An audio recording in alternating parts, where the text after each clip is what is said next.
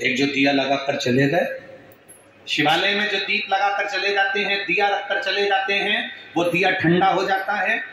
जब वो दिया समाप्त हो जाए, ठंडा हो जाए, बुझ जाए, ठंडा हो जाए, वो दिया पड़ा रहता है।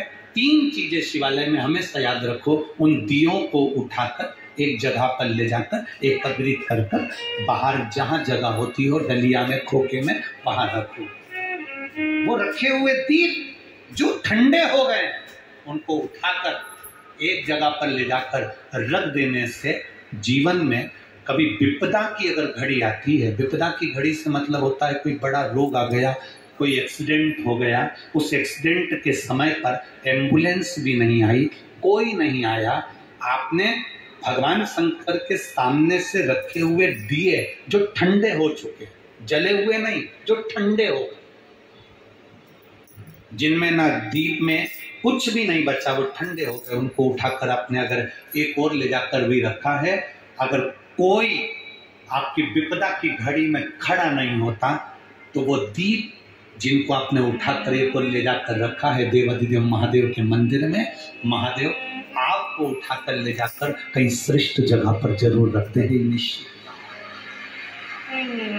रखे। बोल बम का नारा है, उस दीप को रखिए। 3 चीजें बड़ी महत्व की। प्रसाद, शंकर के मंदिर का पशुपति व्रत का प्रसाद।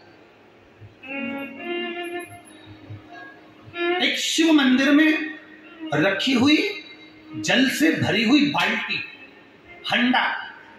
अब हमें यहाँ छिंदवाड़ा का तो नहीं मालूम, ये शिव पुराण तो कहती है अपने घर से जल लेकर जाना चाहिए, आप लोग ले जाते हो ना, और मंदिर के अंदर भी बाल्टी भरकर रखा रहता है पानी।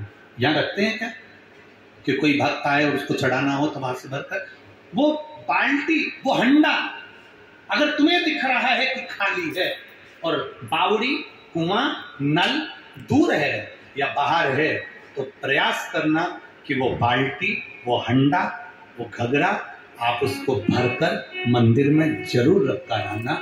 जितने लोग जल चढ़ाएंगे वो जल आपकी ओर से चढ़ा हुआ होगा, उसका फल अपने। 3 चीजों का स्मरण है।